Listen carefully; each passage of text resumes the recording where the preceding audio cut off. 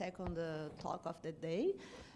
Herivelto Borges, that works at Universidade de São Paulo, São Carlos. And it's a pleasure, he's a household friend, to introduce him to here. And he's going to talk about the art and Schreier extensions of minimal genus. Okay, thanks, Luciane. So let me thank all the organizers for the conference and for the invitation to be here, and of course, for all of you for being here and attending my talk. So today, I'm going to be interested in art and Schreier extensions. As you can see, art and Schreier extensions of a minimal genus. This is a joint work with Nazar Rakelian, Mariana Coutinho, and I should tell you this is still a work in progress. And my talk is going to be for non-specialists, even because I'm not a specialist on exactly this topic here. And actually, let me explain the title, Art and Schreier Extensions of Minimal Genus. I could very well replace this title by something like Curves with Many Automorphisms. And the reason why I decided to keep this is because I don't want to come here and say, okay, here we have a bunch of new curves, with a large automorphism group. But I want to share a little bit of the strategy. It's a very simple strategy that we came up with. And I mean, let's see how far we can get with this. So let me just a little bit of the setup here. So for us, a curve will be a projective. Non-singular geometrically reducible curve of genus at least 2, defined over an algebraically closed field of positive characteristics, and k of x will be the function field of x. So here's our goal for today. So I'll be addressing the problem of constructing curves with many automorphisms. And the reason for this, I mean, the topic itself is of theoretical interest, but beyond this, it has a lot of applications. In general, such curves will come with lots of rational points. It has applications in things like coding theory and so on. So, and to do this, then what I'm proposing today is actually this sort of recipe or strategy, which is the following. Let's suppose you start with a curve y of p rank 0. I'll tell you what p rank is in a second. But anyways, you have a curve which I call a base curve or downstairs here. So then you consider art and Schreier extensions, which are just Galois P extensions. P is the characteristic of the field. You consider art and Schreier extensions, actually ramified art and Schreier extensions, for which I have the smallest possible genus. That means the genus on the top will be P times the genus on the bottom. You could ask why is that, and this is something I'll explain in a second. But the idea is this should be, well, that's what I hope, it should be a reasonable setup so that you can get or construct curves with many automorphisms. And my goal today is to convince you that this could be an alternative. But I mean, let me go further and discuss a few other things, or at least define things properly. So let me recall a few facts. First, what is an automorphism group? It's just the group of k automorphisms of the function field of your curve. That's what it is, just by definition. It's one possible definition. And I have some few, let's say, facts, well-known facts. So chronologically, it's well known that the characteristic of your field is 0. So you have at most 84 G minus 1 automorphisms. So it's not only finite, but it's upper bounded by this. So the upper bound is linear in the genus of your curve. However, let me just go a bit further. So later, Schmidt proved that if the characteristic is positive, so the automorphism group is still finite. That's one thing. And later in 1973, Henning Stirchanath proved that the automorphism group and the positive characteristic case is no longer, it could be very large. Unlike in the characteristic 0 case, here it is, it could be at most 16g to the 4, with one exception, which is the Hermitian curve, which has The automorphism group is a little bit larger than this, but it's a very interesting result. So it could be the automorphism group could be very large, and this is due to the fact that it's because of the possibility of you can have the appearance of something called a wild ramification. That's what causes this phenomenon here. So that's the only exception. And later, in 1976, Hen proved that actually the automorphism group, it's at most 8G cubed, except for let's say exceptional families of curves, and they are all listed here. So for instance, you have this hyperelliptic curve in characteristic 2. So the automorphism group is of this size. I'm not going to talk about the structure of such groups. I just want to see how large they are, and to keep in mind that they have more than 8G cube automorphisms. So this one fixes the point, but it doesn't matter for today. So the second one is the so-called rocket curve, which again is a hyperelliptic curve. But now characteristic is bigger than 2. So the size of the automorphism is, PGL, size of PGL, let's say it's around K cubed times 2, or PSL. So it's going to be something around K cubed. And of course, so for all such curves, you can easily compute the genus. It's well known. So just to tell you what the curves are. So and finally, there is also the Hermitian curve, which I just mentioned. So this curve has a huge automorphism group. It's the PGU3Q, and it has this order here. And finally, there is also the so-called Suzuki curve, which is a curve in characteristic 2, whose automorphism group is isomorphic to the Suzuki group. It's also huge with respect to the genus of the curve. So these are the 4 exceptions you have. For all the other curves, the automorphism is upper bounded by AG cube. So, but beyond this, we have 2 other families, and they are, the automorphism is actually, it's smaller than G cube, but it's still very large. One of them is the so-called recurve, which is a curve in characteristic 3, given by this equation. Here's the size of the automorphism, and there is this second curve, which is known as GK curve. GK here stands for Juliet and Cauchy-Maros. So, and this curve has a nice story behind this. Is for a long time, people were always thinking that any maximal curves attaining the Hasse-Weil bound would be covered by the Hermitian curve. For a long time, this question was being asked, and then I guess around 2006-07, they came up with this example of a curve which is maximal, attaining Hasse-Weil bound, but it's not covered by the Hermitian curve. But anyways, this is also a curve with a large automorphism group, something which is definitely not linear in the genus. It's almost around G squared, a little bit smaller than this. But anyways, those are examples of curves with many automorphisms. And one fact, here is what I just mentioned. All these curves have something around G to, it's a power of G bigger than 1. So,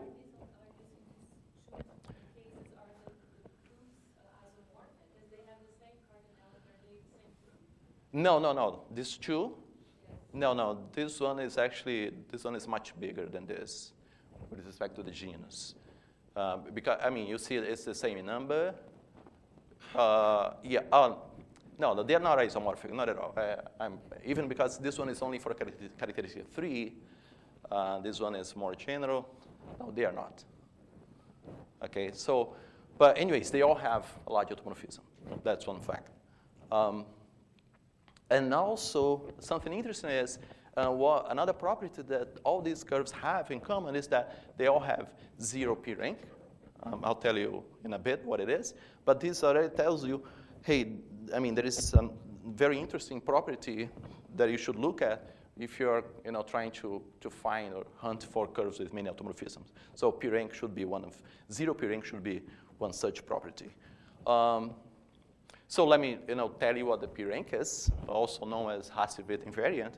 It's basically, so you have you have the kernel of multiplication by p-morphism on the Jacobian of a curve.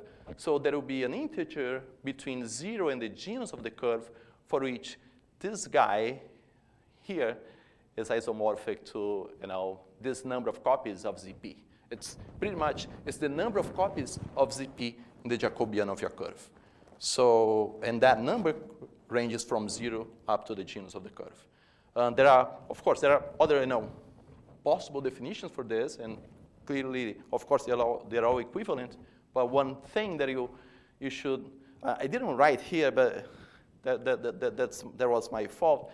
But another characterization for the P-rank you should keep in mind is it also counts the number of Artin-Schreier extensions which are unramified. So if you have 0 P-rank, any Galois extension of degree P will have to be ramified. That's what really matters for us today. So 0 P-rank means that the number of Artin-Schreier extensions, or any Artin-Schreier extensions, will have to ramify. So that's one possible definition for the P-rank. And how is the P-rank related to automorphism group? Of course, you're always in the positive characteristic case, and this only makes sense if the characteristic is positive. So one way to see the relation is via this result by Nakajima, which tells us. So if you have a curve, you look at the automorphism group of that curve, and look at the p-silo or the p-silos of those curves, the largest p group of the automorphism group. So it turns out that that guy cannot be too large if the p-rank is positive. On the other hand, if the p-rank is 0, yeah, you could possibly, okay, this number here, just to let you know, this 4pg squared, so on, this is relatively large, at least if G is bigger than P, this guy could be very large. So, and this can only be attained if the p-rank is 0. So that already tells you, okay, this is also a way of measuring, okay, how large my automorphism group is. Look at the p part, the p-silo, and you see if the p-rank is 0, and you attain this bound, you are, let's say, in good shape. So there is also another fact that corroborates this idea, is this other result by Giulietta Koshimaros, which tells us the following. So if the order of the automorphism group is, bigger than G squared, then you should have 0 p-rank. That's another thing. So this is just to convince you that, okay, really, if you want curves with many automorphisms, before anything, you should look at curves with p-rank 0. Okay? So now let me, say a bit more about the p-rank. If I want things with p-rank 0, remember my original problem, I had a curve downstairs. Then I was trying to find or consider Artin-Schreier extensions of minimal genus. And I know this curve on the top is the one that I want to have many automorphisms. And I also want that curve, of course, to have 0 p-rank. I hope that is the case. And so I should find a way of controlling, the p-rank on the top based on the p-rank on the bottom. And there is a nice formula for this. It's the so-called Durin-Shafarevich formula. If you have a Galois extension, Galois cover of 2 curves, so the 2 p-ranks are related by this formula here. Here, gamma and gamma prime are the p-ranks. And this, you have a summation. It's just what you have here, where those L sub I are the so-called short orbits of the action of your group on the curve. So once you have this sort of Galois extension, you can easily relate, if you know how the group acts on the curve, you can easily relate the p-ranks. So in particular, oh, sorry about that. Okay. So in particular, it's not hard to see. So if you have p-rank here, top and bottom, so that will imply that you have only one short orbit, which means your cover is ramified in a single point. And it turns out, we're going to see this soon, that this property of having minimal genus will bring you to this position that your curve must be ramified in a single point. So I'm just including this corollary here. So if you have a curve, if my curve downstairs has p-rank 0, and my Artin-Schreier cover has minimal genus, then the curve on the top will have P rank 0. This is just a matter of checking a bit this formula, but let me tell you, let me go back to the problem. So the problem was something like this. So I want a curve first I said P rank 0, but now I can say, okay, with many automorphisms, that's really what I want. And I know many automorphisms in general will imply P rank 0. So I have this sort of curve on the bottom. And then I consider Schreier. And because the curve on the bottom has a 0 P rank, you know by the definition of P rank, the number of, any Schreier extension, you have to ramify. And once you have such ramification, knowing that you have such ramification, you can, ask for the smallest possible genus. And it turns out that the smallest possible genus is P times the genus of the curve in the bottom. So let me, just to explain a little bit more about this idea of a small genus, what is behind this. Of course, you probably guessing, I know what you're talking about. Just look at the Hurwitz, genus formula, and you want the ramification to be, to have very little contribution. But now in this case, you're dealing with P extensions. So you have this problem of wild ramification, which make things a little bit more challenging. So I want to bring this alternative, Riemann-Hurwitz genus formula. But for this, I need to go over some technicalities. And so let's say you have this is the setting. You have the automorphism group of a curve. You take a subgroup of it, and then a point of your curve. From this, you have the so-called ramification groups, which are, okay, the 0th ramification group is nothing but just the stabilizer of your point. And then you keep constructing this chain of groups. So here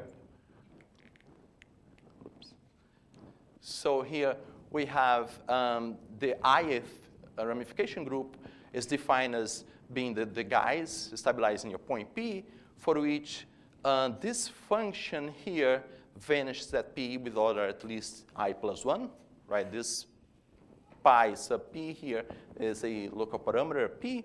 So this is just the definition of such the so-called ramification groups. And here let me just list a few properties. So the first one is all such ramification groups, they are normal subgroups of the stabilizer, and all such quotients, all these quotients here are elementary abelian P groups. Another property is the first ramification group is the unique CELO subgroup of GP. And finally, GP is given by the same direct product of this CELO here and a cyclic non-taming group, and a group which is not divisible by P. So out of all these properties, I want you to keep in mind, I want you to keep in mind the second one, which tells us that the first ramification group is the unique P CELO of the stabilizer. That's all, pretty much all you want to, all you care about today. So let me keep going. As I was telling you, this is something related to the Hurwitz genus formula. When you have a wide ramification, here is the version for such a formula. So if you have a curve down here, then you have a Galois cover of your curve given by some group G. So the genus Hurwitz formula is written this way. This bar here that coming from the different divisor, it's given exactly as the summation where this, you're just considering all the ramification groups. And by the way, this summation is finite. I should have said this before. And then what happens if you have a P group? Remember, I'm considering the case where we have ramification. So, but this is not important for now. Let's just say if G is already a P group, of course, the stabilizer, whatever that is, it's going to be equals to the first ramification, just because the first ramification group is the P CELO of the stabilizer. So if you have a P group, these two guys will necessarily be the same. And then, of course, this summation here will be lower bounded by this. It's going to be at least this number. And furthermore, if your P group is a group of size P, and now I can say this, because you're looking at Galois attention extensions which are ramified, so there will be a point which is stabilized by this group G. So this guy here, oh, there's a typo here. So these two groups, they are not only the same, but they have the same size, which is P. So this formula here becomes just 2 times P minus 1. And now that we have this inequality, just take this and take out this, plug it in this equation, then you have genus on the top is at least P times genus on the bottom. And as long as you have this condition, what I will call it, what I mean by minimal genus is when you have equality here. That's the idea. All right, so let me, at this point you should have asked me, okay, do you have at least one example of such phenomena, such construction? And here is one very interesting example. So again, it's put in the form of a theorem. But here is the fact that this curve here is an Artin-Schreier cover of minimal genus of the Hermitian curve, which is ramified at a single point, the point at infinity. The proof of this, as you may guess, is only Artin-Schreier theory, something a little bit similar to what I did in the last slides. But there is nothing too deep here. It's just an interesting fact. So what I did was, okay, I want curves on the bottom to have many automorphisms, first of all. And of course, the Hermitian curve will be a natural candidate. And then I consider a Artin-Schreier extension ramified in a single point of the Hermitian curve. And I was always looking at the extensions with minimal genus, and then we came up with this. This is what we have. And so in some, I would say absolutely, this curve fits exactly what I was looking for in my original problem. Now we can actually list a few properties of such curve. So the curve has a low genus, in the sense it's P times the genus of the Hermitian curve on the bottom. It has many rational points. Oh, this is also a motivation for considering all this, but many rational points is not the topic of the talk today, so I will skip this. It's just to let you know very briefly. It's also good for this reason. And of course, it has 0 P rank. As I told you, the curve on the bottom has 0 P rank. The minimal genus will force the P rank on the top to be 0. And it's pretty much within the shape I was expecting, I was trying to construct. And it turns out that as I expected, this curve has a large automorphism group.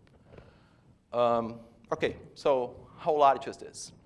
Well, here is the statement I can tell you for now. So if, let's say you consider that, the previous curve, let's just add this hypothesis here that P is smaller than Q. So it turns out that the automorphism group of your curve, it's actually given by this set of maps here. They're all, carefully described here. I'm telling you what A, B, and C are, and they satisfy some conditions. And okay, so how large is this? You just count based on the conditions of your elements here. You just count, how many maps you have. It turns out that you have this number of maps, which is actually larger than 4G to the 3/2. So it's not linear. It's better than this. So it has large automorphism group. Let me explain why that is the case. One thing that you can easily check is, okay, because I'm explicitly giving you the maps, you see, you can easily check if the maps are indeed automorphisms of your group. You have an explicit formula for the curve, and it's easy to check that they are automorphism group. Also, it's also easy to see that they have they fix the point at infinity. Just, just check. It's OK. And therefore, you have this bunch of automorphisms. You have this large group. And at least you can say, you can immediately say that, OK, this number here is a divisor of the stabilizer of your point. Once all these curves, all these maps are, fixing your point. And because of this, you see, OK, that this curve, this stabilizer here, the stabilizer of this guy here has size at least, not the stabilizer, the P silo subgroup of this guy has size at least P Q cube, which is this.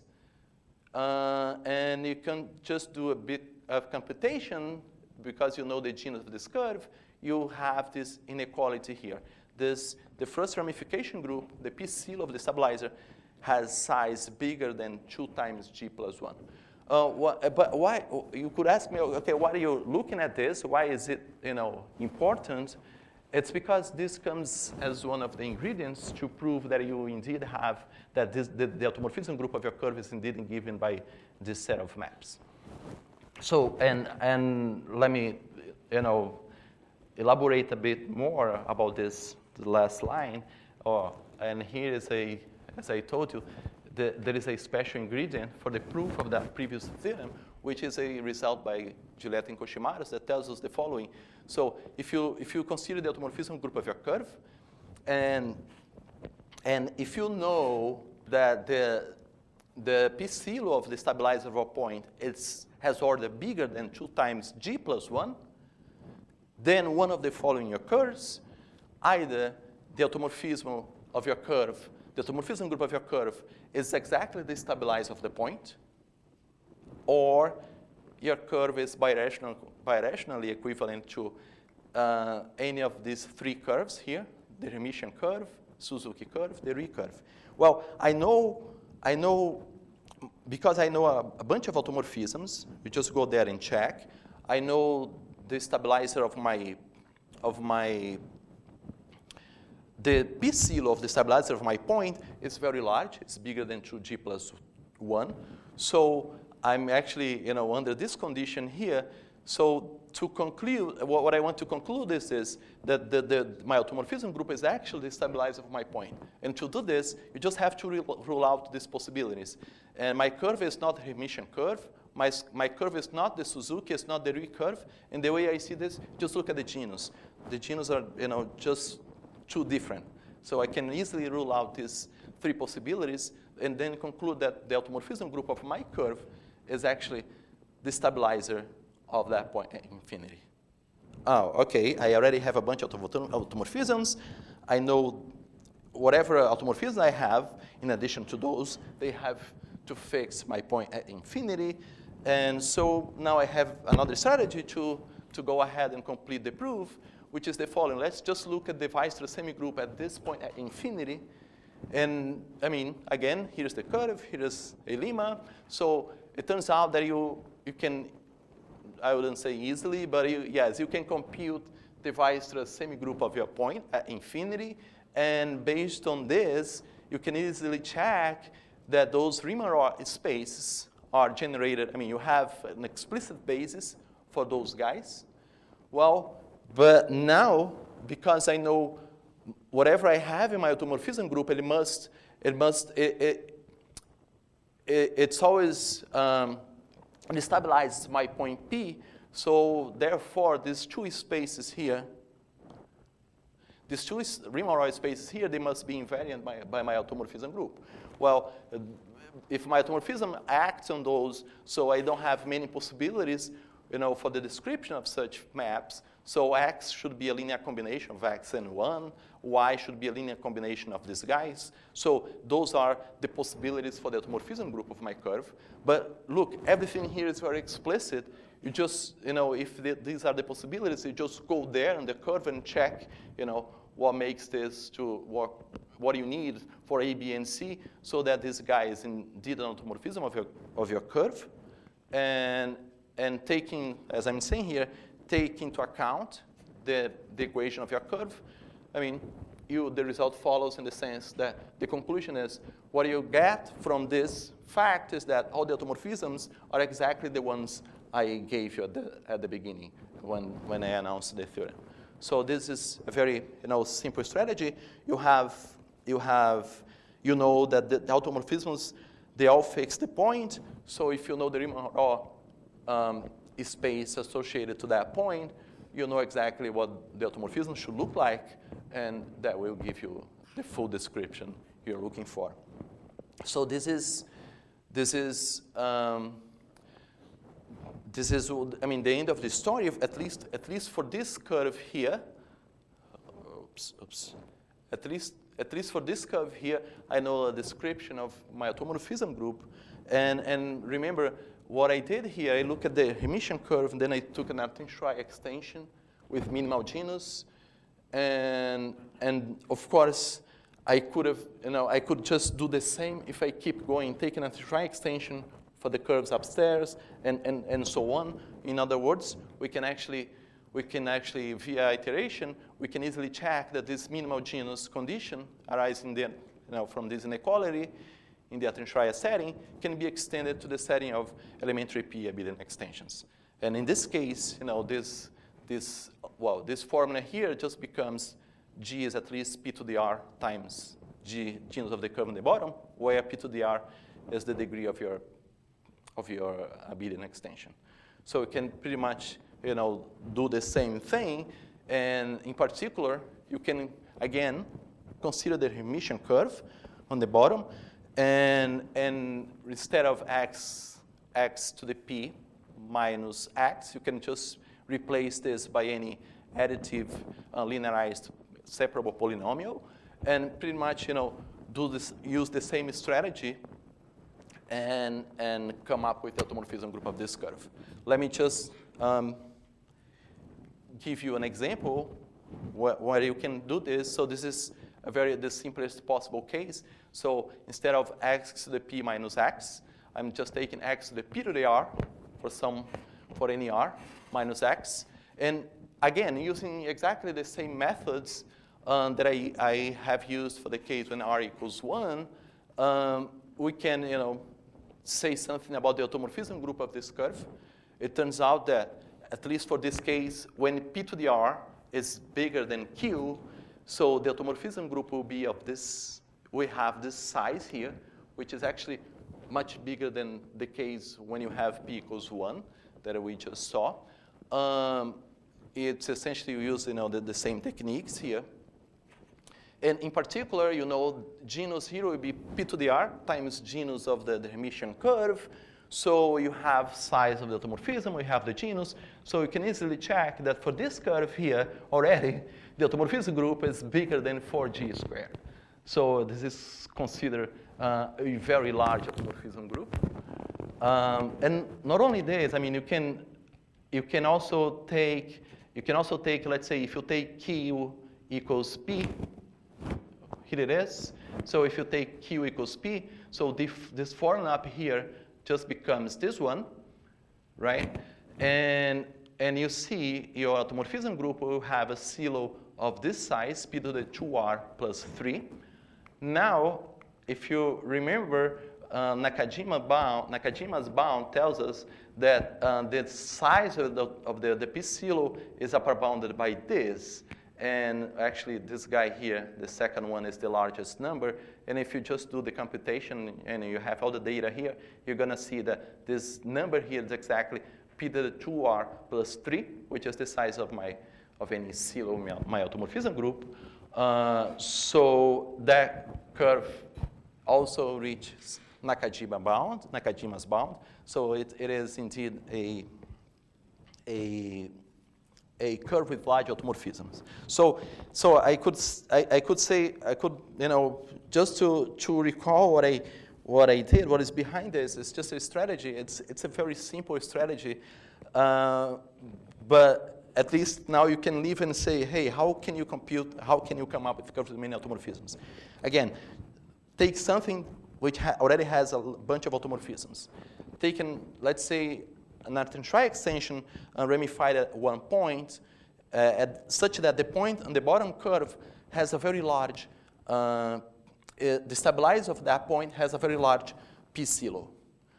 Take this curve up here to have very small genus, as small as possible. And this is, all ingredients, and then work a little bit, you should expect the curve on the top to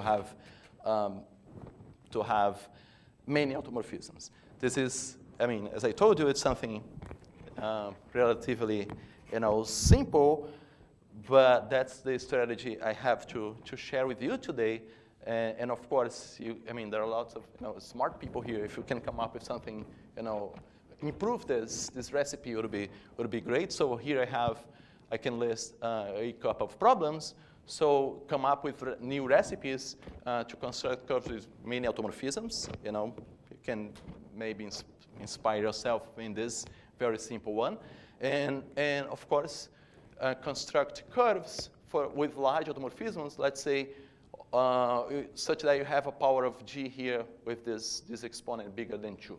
That's something that's really on demand. And I guess that's all I have for today.